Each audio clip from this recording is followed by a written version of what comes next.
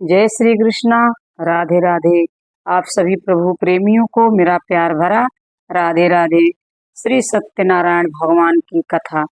बोलिए श्री सत्यनारायण भगवान की जय। प्रिय भक्तगणों, आप सभी को भाद्रपद पूर्णिमा की हार्दिक शुभकामनाएं। पूर्णिमा के अवसर पर घरों में श्री सत्यनारायण भगवान की कथा का पाठ या श्रवण किया जाता है। ऐसी मान्यता है कि पूर्णिमा के दिन श्री सत्यनारायण भगवान की कथा सुनने के लिए सबसे शुभ दिनों में से एक दिन होता है, जो आज की इस वीडियो में आप सभी भक्तगण सुनेंगे। श्री सत्यनारायण भगवान की संपूर्ण कथा। तो आइए भगवान श्री लक्ष्मी नारायण जी के चरणों का ध्यान करते हुए आज भाद्रपद माह की पूर्णिमा के दिन बड़ी ही श्रद्धा और प्रसन्न चित्त मन से श्री सत्यनारायण भगवान की कथा को सुनते हैं। किंतु एक बात का विशेष ध्यान रखिएगा कि इस कथा को पूरा अवश्य सुनिएगा, क्योंकि सत्यनारायण भगवान की कथा को आधा अधूरा सुनने से हमें शुभ फल की प्राप्ति नहीं होती। सनातन धर्म से जुड़ा शायद ही कोई ऐसा व्यक्ति होगा जिसने श्री सत्यनारायण भगवान की कथा का नाम ना सुना हो। इस कथा को सुनने का फल हजारों सालों तक किए गए यज्ञ के बराबर माना जाता है।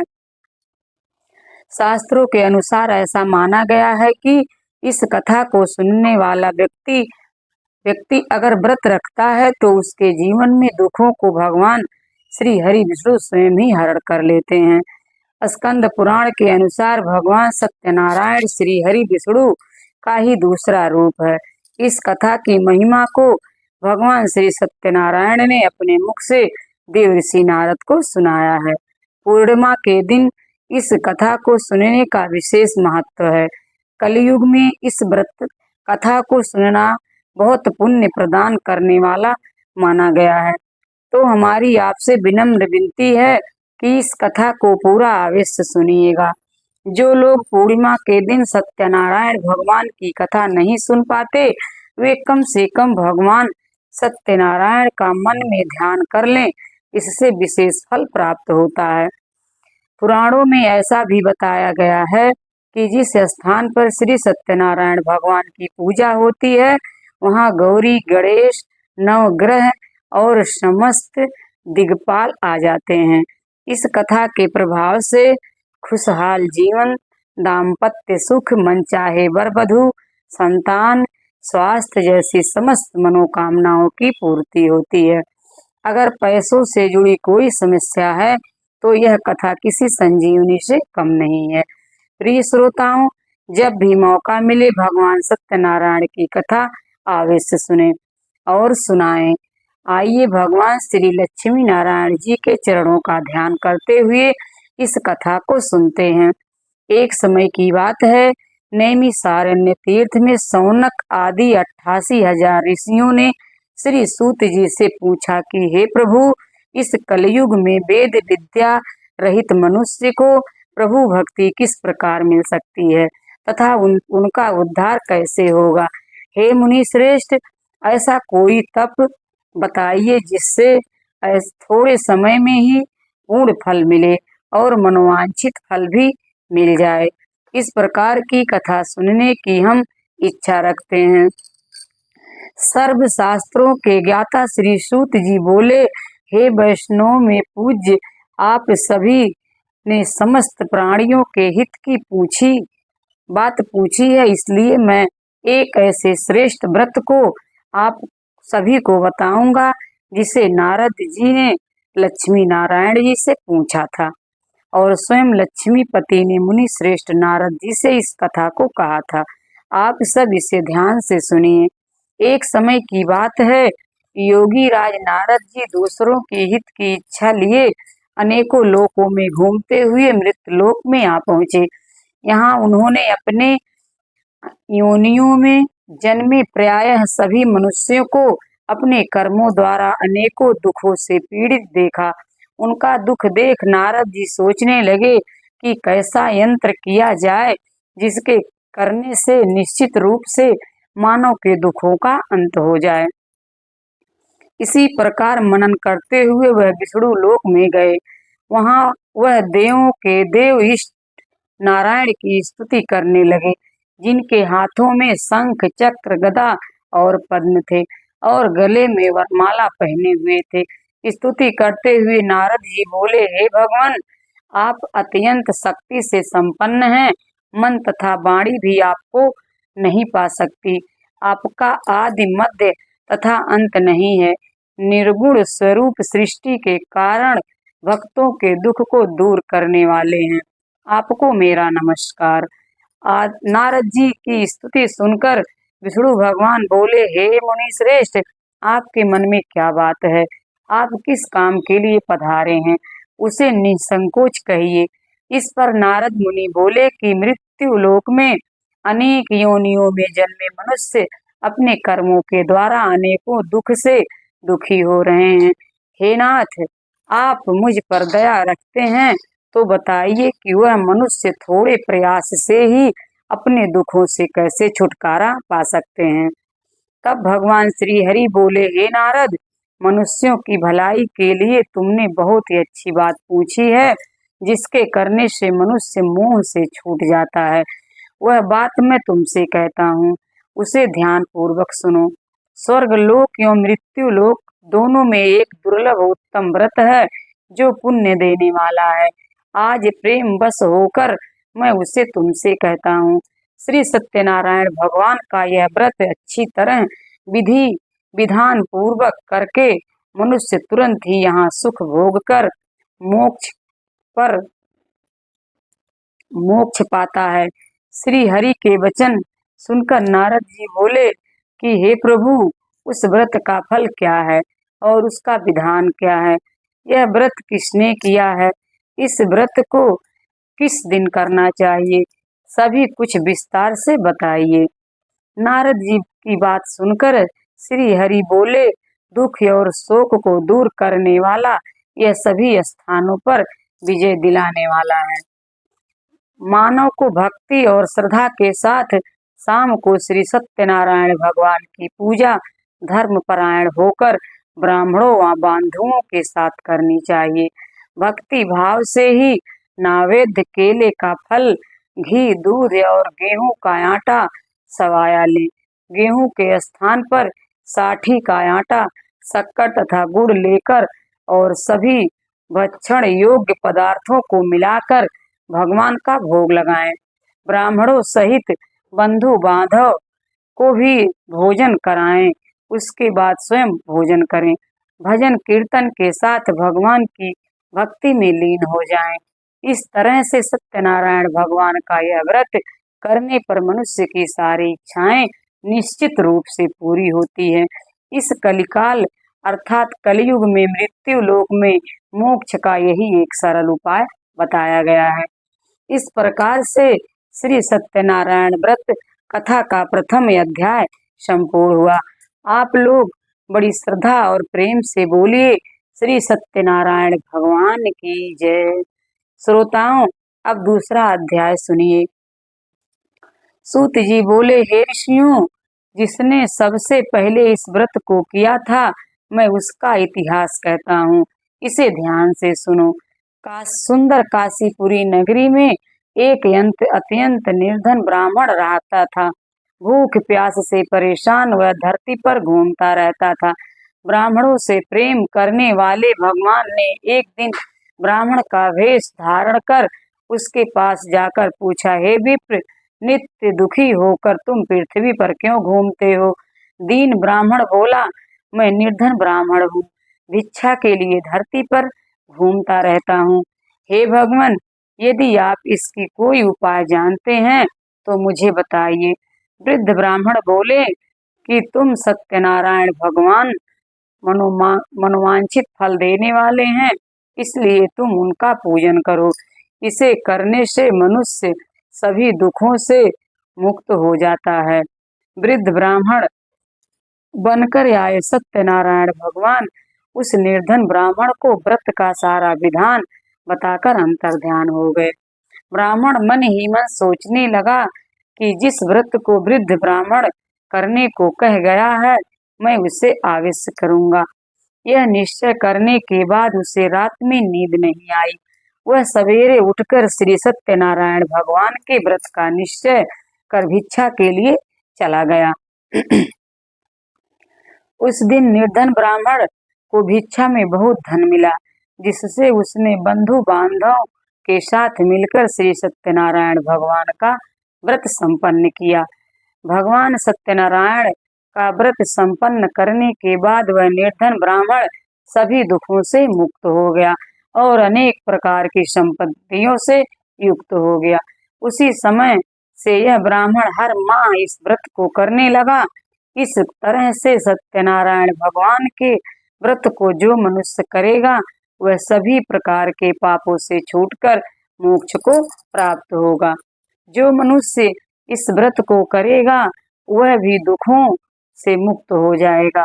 सूत जी बोले, इस तरह से नारद जी से नारायण जी का कहा हुआ श्री सत्यनारायण व्रत को मैंने तुमसे कहा। हे विप्रो, मैं क्या कहूँ? ऋषि बोले, हे मुनिवर, संसार में उस विप्र से सुनकर और किस किस ने इस व्रत को किया, हम सब इस बात को सुनना चाहते हैं। इसके लिए हमारे मन में श्रद्धा का भाव है। सूत जी बोले, हे मुनियों, जिस जिसने इस व्रत को किया है वह सब सुनो। एक समय वही विप्र धन और ऐश्वर्य के अनुसार अपने बंधु बांधव के साथ इस व्रत को करने को तैयार हुआ।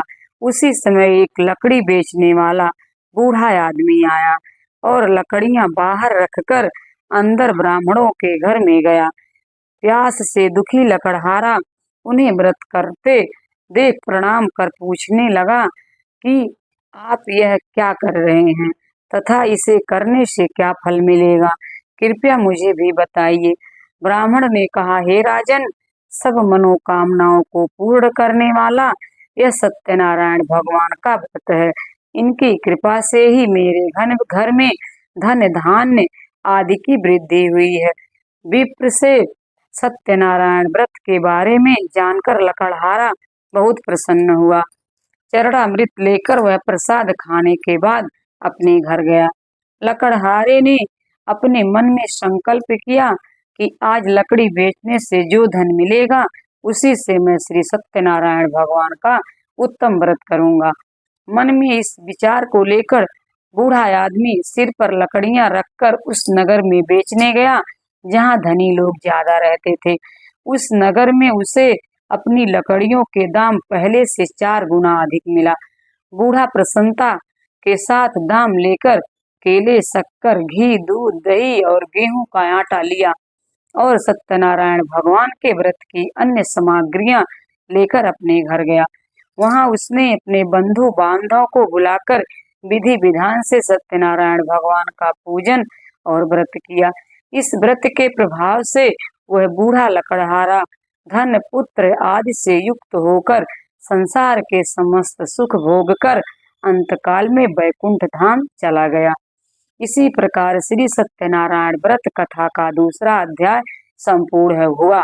आप लोग बड़े श्रद्धा और प्रेम से बोलिए, श्री सत्यनारायण भगवान की जय।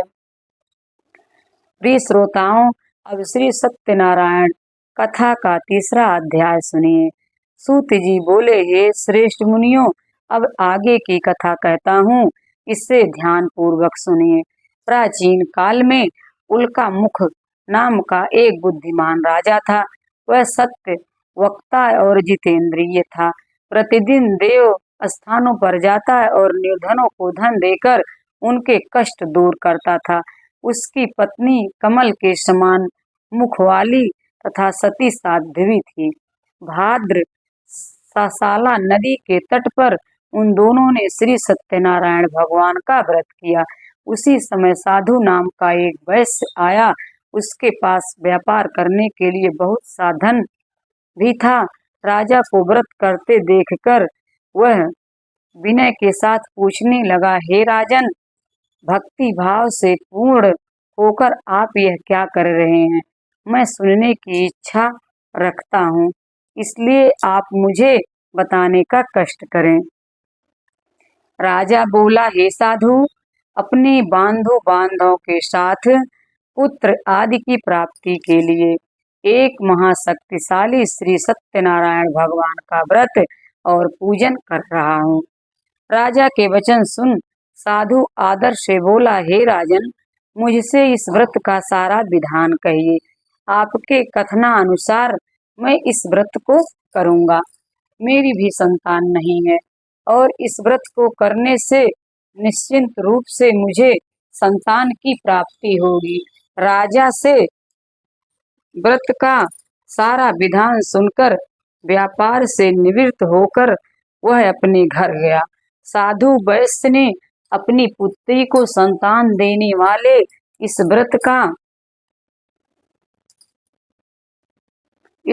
का विधान बताया और कहा, जब मेरी संतान होगी तब मैं भी इस व्रत को अवश्य करूंगा। साधु ने इस तरह के वचन अपनी पत्नी लीलावती से कहे। एक दिन लीलावती पति के साथ आनंदित हो सांसारिक धर्म से निवृत्त होकर श्री सत्यनारायण भगवान की कृपा से गर्भवती हो गई। 10वें महीने में उसके गर्भ से एक सुंदर कन्या ने जन्म लिया। दिनों दिन वह ऐसे बढ़ने लगी जैसे शुक्ल पक्ष का चंद्रमा बढ़ता है। माता पिता ने अपनी कन्या का नाम कलावती रखा। एक दिन कलावती ने मीठे शब्दों में अपने पति को याद दिलाया कि आपने सत्यनारायण भगवान के जिस व्रत को करने का संकल्प लिया था उसे करने का समय आ गया है। साधु बोला, हे प्रिय, इस व्रत को मैं उसके विवाह पर करूंगा। इस प्रकार अपनी पत्नी को आश्वासन देकर वह नगर को चला गया। कुछ वर्षों के तत्पश्चात कलावती शादी के योग्य हो गई। साधु ने एक बार नगर में अपनी कन्या को सखियों के साथ देखा तो तुरंत ही पुरोहित को बुलाया और कहा, मेरी कन्या के लिए योग्य वर देख कर आओ। साधु की बात सुनकर पुरोहित कंचन नगर में पहुंचा और वहां देखभाल कर लड़की के लिए सुयोग्य वर ढूंढा। साधु ने बंधु बांधव को बुलाकर अपनी पुत्री का विवाह कर दिया, लेकिन दुर्भाग्य की बात यह थी कि साधु ने अभी भी श्री सत्यनारायण भगवान का व्रत नहीं किया। इस पर श्री सत्यनारायण भगवान क्रोधित हो गए और श्राप दिया कि साधु को अत्यधिक दुख मिले। अपने कार्य में सकुशल साधु बनिया जमाई को लेकर समुद्र के पास स्थित रत्नापुर गांव में गया। वहां जाकर ससुर दामाद दोनों मिलकर चंद्रकेतु नामक राजा के नगर में व्यापार करने लगे। एक दिन भगवान श्री सत्यनारायण की माया से एक चोर राजा का धन चुराकर भाग रहा था। उसने राजा के सिपाहियों को अपना पीछा करते देख चुराया हुआ धन वहां रख दिया जहां साधु अपने जमाई के साथ ठहरा हुआ था। राजा के सिपाहियों ने साधु वैश्य के पास राजा का धन पड़ा देखा तो ससुर जमाई दोनों को बांधकर प्रसन्नता से राजा के पास ले गए और कहा, महाराज, हम दोनों चोरों को पकड़ लाए हैं, आप आगे की कार्रवाई की आज्ञा दें। राजा की आज्ञा से उन दोनों को कारावास में डाल दिया गया और उनका सारा धन भी उनसे छीन लिया गया। श्री सत्यनारायण भगवान के श्राप से साधु की पत्नी भी बहुत दुखी हुई। घर में जो धन रखा था उसे चोर चुरा ले गए। शारीरिक तथा मानसिक पीड़ा व भूख प्यास से अति दुखी होकर कलावती एक ब्राह्मण के घर गई। वहां उसने श्री सत्यनारायण भगवान का व्रत होते देखा और कथा भी सुनी। वह प्रसाद ग्रहण कर रात को घर वापस आई। माता ने कलावती से पूछा, हे पुत्री, अब तक तुम कहाँ थी? तेरे मन में क्या है? कलावती ने अपनी माता से कहा, हे माता, मैंने एक ब्राह्मण के घर में श्री सत्यनारायण भगवान का व्रत अनुष्ठान होते देखा है। कन्या के वचन सुनकर लीलावती भगवान के पूजन की तैयारी करने लगी। लीलावती ने परिवार व बंधुओं सहित सत्यनारायण भगवान का पूजन किया और उनसे वर मांगा कि हे प्रभु, मेरे पति तथा जमाई शीघ्र घर आ जाएं।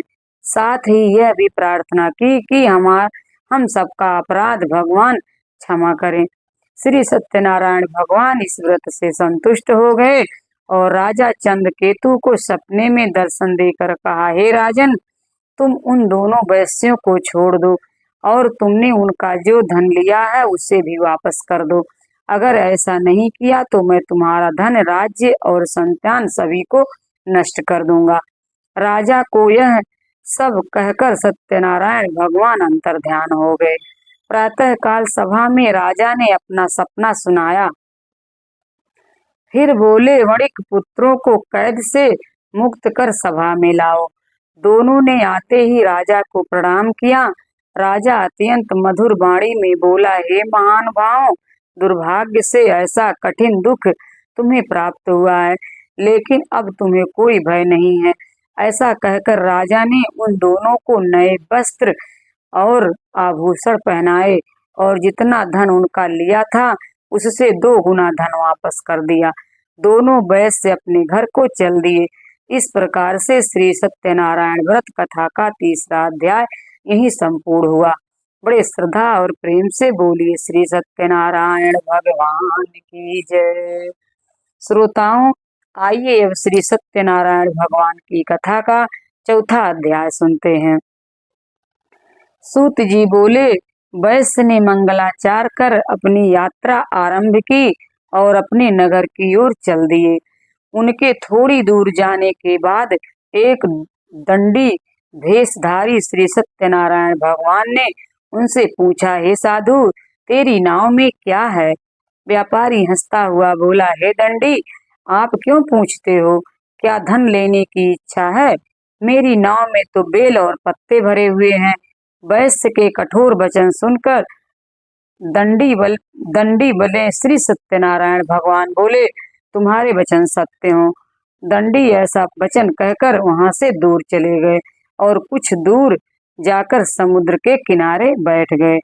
दंडी के जाने के बाद साधु वैश्य ने नित्य क्रिया के पश्चात नाव को ऊंची उठती देखकर आश्चर्यचकित हो गया और नाव में बेल पत्ते आदि देखकर वह मूर्छित हो वहीं गिर पड़ा। मूर्छा खुलने पर वह अत्यंत शोक में डूब गया। तब उसका दामाद बोला, पिताजी, आप शोक न मनाएं, यह दंडी का श्राप है, इसलिए हमें उनकी शरण में जाना चाहिए, तभी हमारी मनोकामना पूरी होगी। दामाद की बात सुनकर वह दंडी के पास पहुंचा और अत्यंत विनम्रता एवं भक्ति भाव से प्रणाम करके बोला, हे महाराज, मैंने आपसे जो असत्य वचन कहे थे उनके लिए मुझे क्षमा कर दीजिए। ऐसा सुनकर महान शोकातुर होकर दंडी भगवान बोले, हे वणिक पुत्र, मेरी आज्ञा से बार बार तुम्हें दुख प्राप्त हुआ है, क्योंकि तुम मेरी पूजा से विमुख हुए। साधु बोला, हे प्रभु, आपकी माया से ब्रह्मा आदि देवता भी आपके रूप को नहीं जानते। प्रभु, मैं तो अज्ञानी हूँ, कैसे जान सकता हूँ? आप प्रसन्न होइए, अब मैं आपकी सामर्थ्य के अनुसार आपकी पूजा करूंगा। हे प्रभु, मेरी रक्षा कीजिए और पहले के समान नौका में धन धान्य भर दीजिए। साधु वैश्य के भक्ति पूर्ण वचन सुनकर प्रसन्न हो गए और उसकी इच्छा अनुसार वरदान देकर अंतर्ध्यान हो गए। ससुर जमाई जब घर लौटे तो नाव धन से भरी हुई थी। फिर वही अपने अन्य साथियों के साथ श्री सत्यनारायण भगवान का पूजन कर अपने नगर को चल दिया। जब नगर के नजदीक पहुंचे तो दूत को घर पर खबर करने के लिए भेज दिया। दूत साधु की पत्नी को प्रणाम कर कहता है कि हे माता, स्वामी अपने दामाद सहित नगर के निकट आ गए हैं। दूत की बात सुन साधु की पत्नी लीलावती ने बड़े हर्ष के साथ श्री सत्यनारायण भगवान की पूजन कर अपनी पुत्री कलावती से कहा, हे पुत्री, मैं अपने पति के दर्शन को जा रही हूँ, तू कार्य पूर्ण कर शीघ्र आ जाना। माता के ऐसे वचन सुनकर कलावती जल्दी से प्रसाद छोड़कर अपने पति के पास चली गई। प्रसाद की अवज्ञा के कारण श्री सत्यनारायण भगवान रुष्ट हो गए और नाव सहित उसके पति को पानी में डुबो दिया। कलावती अपने पति को वहां ना पाकर रोती हुई जमीन पर गिर गई। नाव को डूबा हुआ देख और कन्या को रोता हुआ देख साधु दुखी होकर बोला, हे प्रभु, मुझसे तथा मेरे परिवार से जो भी भूल हुई है उसे क्षमा करें। साधु के दीन वचन सुनकर श्री सत्यनारायण भगवान प्रसन्न हो गए और आकाशवाणी हुई कि हे साधु, तेरी कन्या मेरे प्रसाद को छोड़कर आई है, इसलिए इसका पति अदृश्य हो गया है। यदि वह घर जाकर प्रसाद खाकर लौटती है तो उसे इसका पति अवश्य मिलेगा। ऐसी आकाशवाणी सुनकर कलावती घर पहुंचकर प्रसाद ग्रहण करती है और फिर आकर अपने पति के दर्शन करती है। इसके बाद साधु अपने बंधु बांधव सहित श्री सत्यनारायण भगवान का विधि विधान से पूजन करता है। इस लोक का सुख भोगने के बाद अंत में स्वर्ग जाता है। इस प्रकार से श्री सत्यनारायण भगवान व्रत कथा का चतुर्थ अध्याय संपूर्ण हुआ। बड़े ही श्रद्धा और प्रेम से बोलिए श्रीमन नारायण नारायण हरि हरि भज मन नारायण नारायण हरि हरि। बोलिए श्री सत्यनारायण भगवान की जय। आइए अब श्री सत्यनारायण भगवान की कथा का 5वां अध्याय सुनते हैं। सूत जी बोले, हे ऋषियों, मैं और भी एक कथा सुनाता हूँ, उसे भी ध्यान पूर्वक सुनो। प्रजा पालन में लीन तुंगध्वज नाम का एक राजा था। उसने भी भगवान का प्रसाद त्याग कर बहुत दुख सहन किया। एक बार वह वन में जाकर वन्य पशुओं को मारकर वह पेड़ के नीचे आया। वहां उसने ग्वालों को भक्ति भाव से अपने बंधुओं सहित सत्यनारायण भगवान का पूजन करते देखा। अभिमानवश राजा ने उन्हें देखकर भी पूजा स्थल पर नहीं गया और ना ही उसने भगवान को नमस्कार किया। ग्वालों ने राजा को प्रसाद दिया, लेकिन उसने वह प्रसाद नहीं खाया और प्रसाद को वहीं छोड़कर अपने नगर को चला गया। जब वह नगर में पहुंचा तो वहां सब कुछ तहस नहस हो चुका था। वह राजा शीघ्र ही समझ गया कि यह सब भगवान ने ही किया है। वह दोबारा ग्वालों के पास पहुंचा और विधि पूर्वक पूजा करके प्रसाद खाया तो श्री सत्यनारायण भगवान की कृपा से सब कुछ पहले जैसा हो गया। दीर्घ काल तक सुख भोगने के बाद मरणोपरांत उसे स्वर्ग लोक की प्राप्ति हुई। जो मनुष्य परम दुर्लभ इस व्रत को करेगा अथवा सुनेगा, भगवान श्री सत्यनारायण की अनुकंपा से उसे धन धान्य की प्राप्ति होगी। सत्यनारायण भगवान की कृपा से निर्धन धनी हो जाता है और दुर्बल बलवान हो जाता है। संतानहीन मनुष्य को संतान सुख मिलता है और सारे मनोरथ पूर्ण होने पर मानव अंतकाल में वैकुंठ धाम को जाता है। सूत जी बोले, जिन्होंने पहले इस व्रत को किया है, अब उनके दूसरे जन्म की कथा कहता हूँ, उसे ध्यान पूर्वक सुनो। वृद्ध सतानंद ब्राह्मण ने सुदामा का जन्म लेकर मोक्ष की प्राप्ति की। लकड़हारे ने अगले जन्म में निषाद बनकर मोक्ष प्राप्त किया। उल्का मुख नाम का राजा दशरथ होकर वैकुंठ को गए। साधु नाम के वैश्य ने मोरध्वज बनकर अपने पुत्र को आरे से चीर कर मोक्ष पाया। महाराज तुंगध्वज ने सरयू होकर भगवान की भक्ति प्राप्त कर मोक्ष पाया। इस प्रकार श्री नारायण व्रत कथा का 5वां अध्याय संपूर्ण हुआ। बड़ी ही श्रद्धा और प्रेम से बोलिए श्री सत्यनारायण भगवान की जय। आइए श्री सत्यनारायण भगवान की आरती सुनते हैं।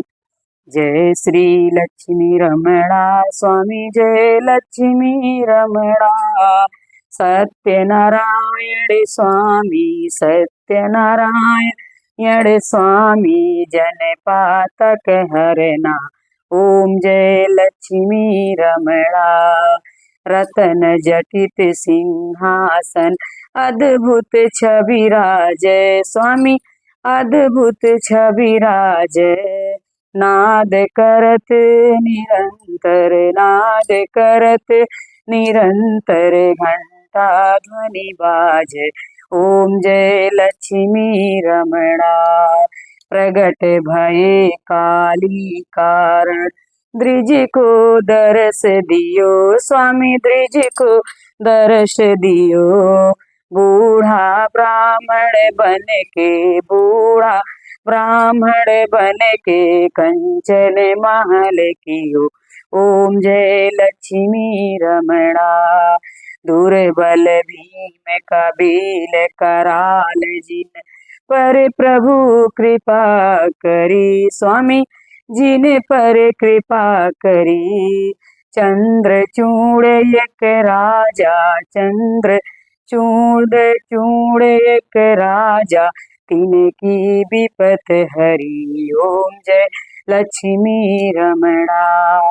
वैश्य मनोरथ पायो, श्रद्धा तज दीनी, स्वामी श्रद्धा तज दीनी।